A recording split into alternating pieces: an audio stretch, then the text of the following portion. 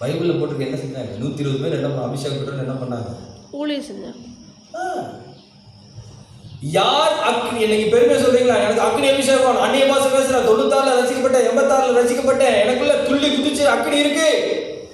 அவங்க எல்லாரும் எதுக்காக அழைக்கப்பட்டிருக்காங்க? நான் சொல்றேன், இன்னைக்கு யாரெல்லாம் அக்னி அபிஷேகத்துல நிரப்பப்பட்டீங்க அவங்களாம் ஊழியத்துக்கு தான் அழைக்கப்பட்டிருக்காங்க.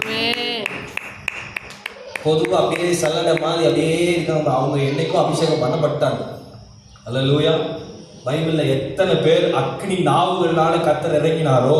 ஏசாயா பாருங்க, ஏசாயா நாவை தொட்டது போல எங்களின் நாவை தொட்டது. ஏசாயா நாவை எதுக்கு தொட்டாரு?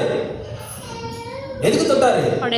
ஜாதிகளுக்குள்ள தீர்க்கதரிசனம் உரைக்க. நம்ம பாட்டு போறோம் எல்லாரும், வந்தவனும் வராதவனும் போய் ஏசாயா நாவை தொட்டது போல.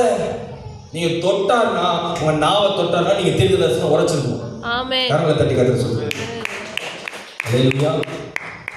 மோசே அக்னி நடுவே, மோசையோடு முச்செடி நடுவே தோன்றினீரே.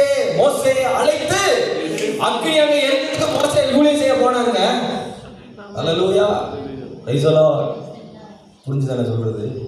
புரிஞ்சுதா புரியலையா? ஆமென். தாவீது அபிஷேகம் பண்ணா அவர் என்னவா மாறினாரு? ராஜாவா மாறினார், கோலியத்தை கொல்றதுக்கு. யாரெல்லாம் அபிஷேகம் பண்ணப்பட்டாரோ அவர்கள் எல்லாரும் அவருடைய வேலைக்காக முன்குறிக்கப்பட்டவர்கள். கொஞ்சம் ஸ்பெஷலா கொஞ்சம் அக்னி அவங்களுக்கு. ஏன்னா பிசாசத்தை வரும்ல, ஏன்னா தீர்க்க கட்டுகள் உடைக்கணும், விக்கிரக கட்டுகள்